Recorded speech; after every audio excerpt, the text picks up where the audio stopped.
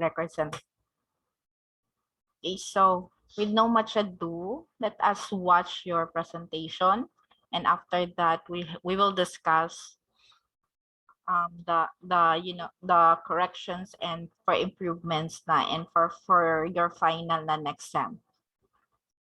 So yeah, let's start. Good day, everyone. I am Uh-huh. Deline Otad, and I am the representative of our group to be discussing to you our research proposal. This video presentation will present to you the title, the introduction, the research questions, objectives, review of related literature, and the methodology. So now, let's begin. So before I'll start, let me first introduce to you the other researchers responsible for this study.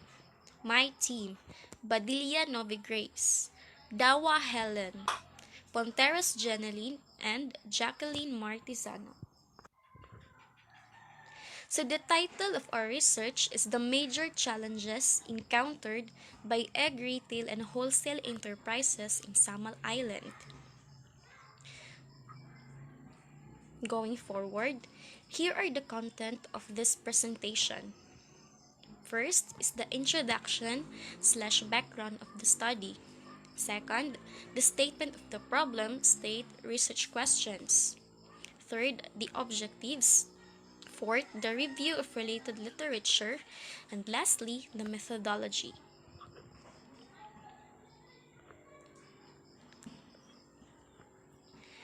So now I'm going to show the introduction. So eggs are part of healthy, balanced nutrition and particularly important for vulnerable populations like children, the elderly and pregnant women due to the fact that eggs are a good source of vitamin A, E, D, niacin and folate, while containing 6 grams of protein and only 70 calories per egg. The egg consumption globally in 2014 is approximately 179 per person according to Conway in 2015, while in the Philippines, the consumption have reached 4.58 kg per capita in 2018, which is 6.26% more than in the previous year, according to FOSTAT in 2021. Chicken egg output in the Philippines, according to the report of the Philippine Statistics Authority or the PSA, chicken egg output in 2020 reached 605,786.16 metric tons or 12.721 billion pieces, an increase of almost 4% or 22,552.16 metric ton more than the 2019 figure of 583,234 metric tons. In the latest data of PSA showed that the country's local chicken egg production from April to June 2021 was estimated at 167,913 metric tons, which was higher by 13.1% compared with the previous year's same quarter output of 148,450 metric tons, according to Miraflor in 2021.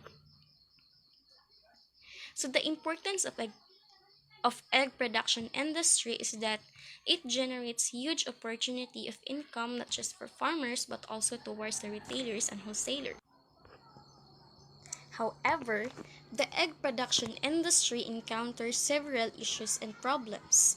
So this issue is the main purpose for the researchers in conducting the study through determining the different challenges encountered by egg retail and wholesale enterprises in Samar Island in order to address the problems and can seek solutions to mitigate them.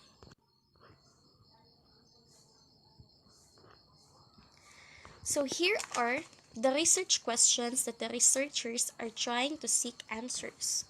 First, what are the specific problems faced by egg retailers and wholesalers in Samal Island? Second, what are the practices done by the enterprise to manage the quality and control the damages of egg products? Third, How did the egg retailers and wholesalers in Samal Island react with the challenges they have faced in order to still provide the good quality of products to the consumers and effectively attain the desired market sales? And lastly, what are the steps need to be addressed to improve or to maintain the progress of egg retail and wholesale enterprises in Samal Island? And the objectives for the study are to identify the usual problems in running or operating an egg retail and wholesale enterprise in Samal Island. Second, to determine the different practices that affects the quality of egg products.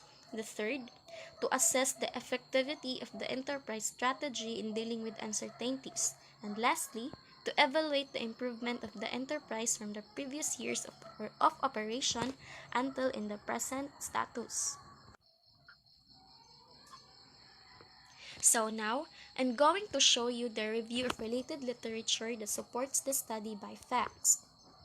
According to Cisneros in 2019, eggs are one of the most complete foods available at scale and within all geographies, and being one of the most efficient ways of producing animal protein, typically have a low greenhouse gas emissions per unit of protein.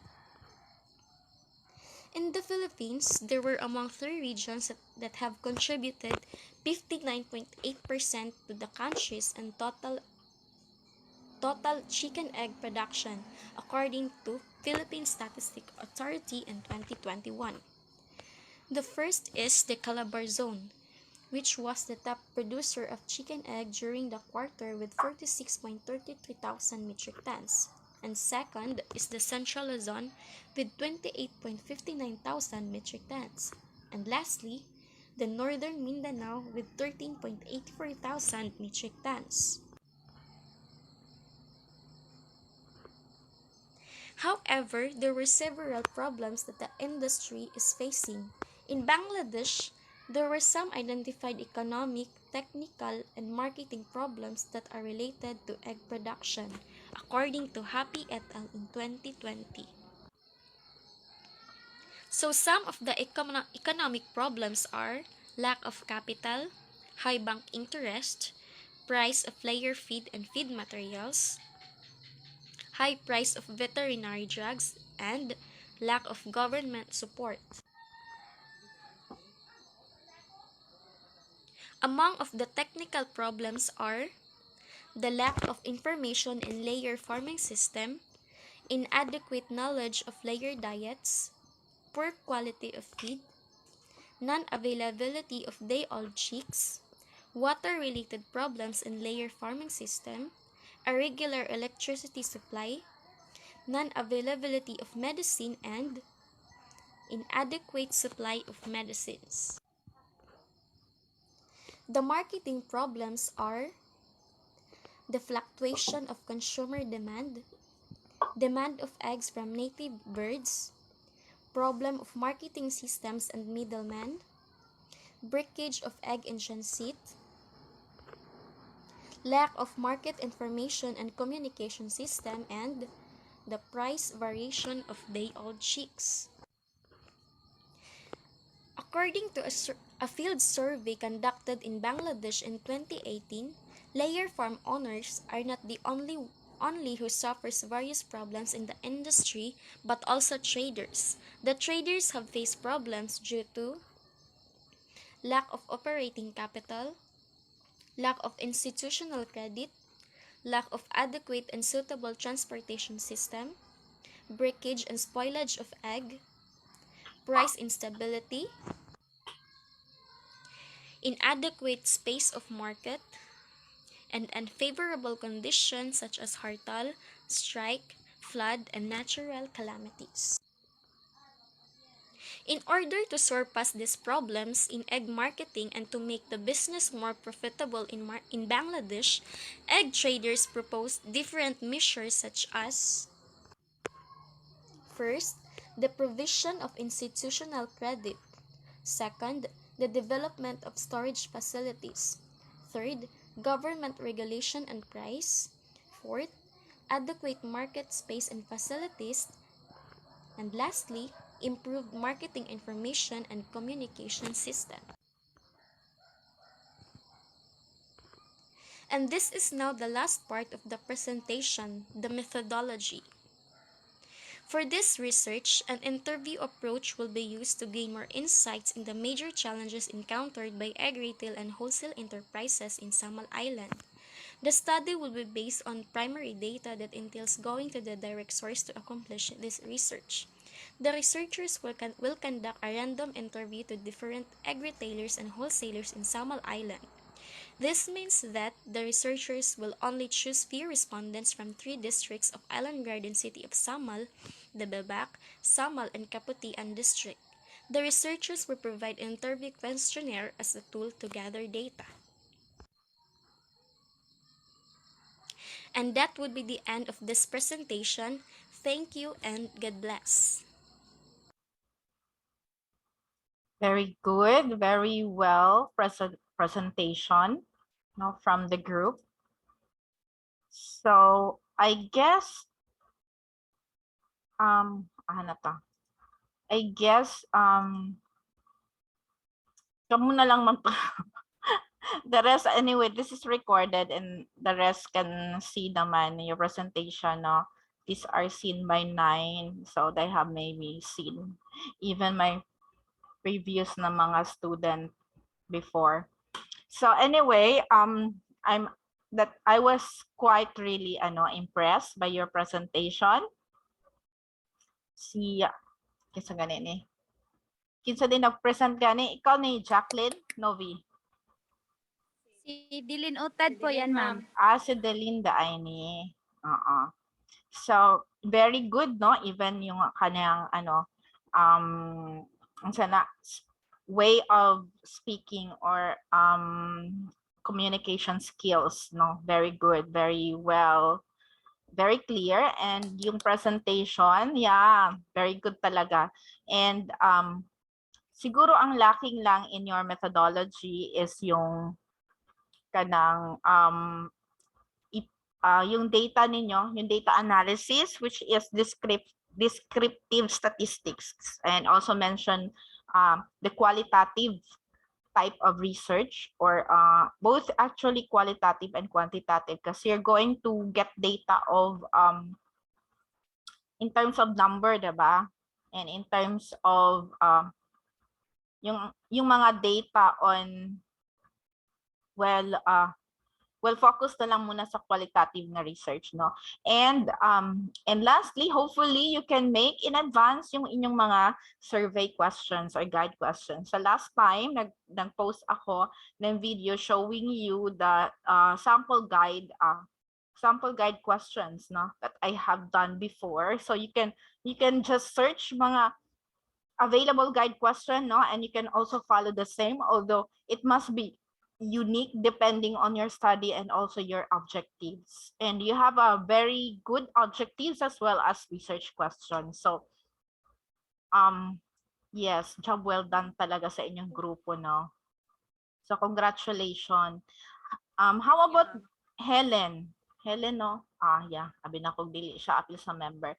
So I guess I hopefully for those who can watch this recorded video, you will follow the same footsteps nila, no?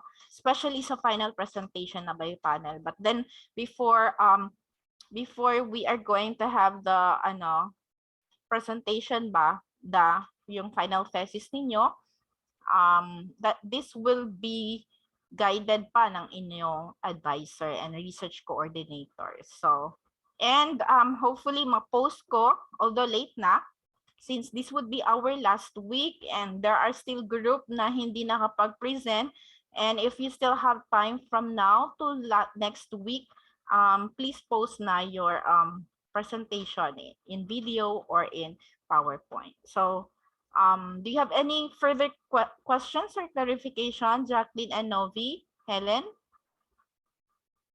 Wala na, ma'am.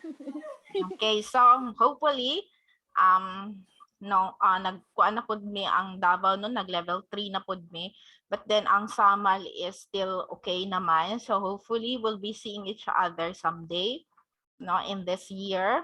So and hopefully you will finally finish your research. And hindi lang din dyan nagtatapos, no? It would be better now with hopefully we can publish your work, no? And the college hopefully can also have a journal, no? And if not yet, then there are a lot of journals naman for publication. So as of now, hindi pa naman required sa inyo, but then I would encourage you to do so. Don't worry kasi I'll be helping you and also initiate that one next time. So wala na yung mga pangutana. So that would be all. So actually very short lang kasi we will also still have a meeting in the department kasi because of the final submission na ng mga modules and grades. So congratulations sa grupo ninyo kasi you have done it well, no? Thank you, ma'am. Thank you din, Thank you Jacqueline po. and Novi. Wala na si Helen. So that would be all. Wala na may pangutana, final. Yes, Wala ma'am. na po, Final. ma'am. Thank you. Sige, thank you. Congratulations again. And see you next semester. Sige, bye-bye. Bye, ma'am. Bye Thank po, you again. ma'am.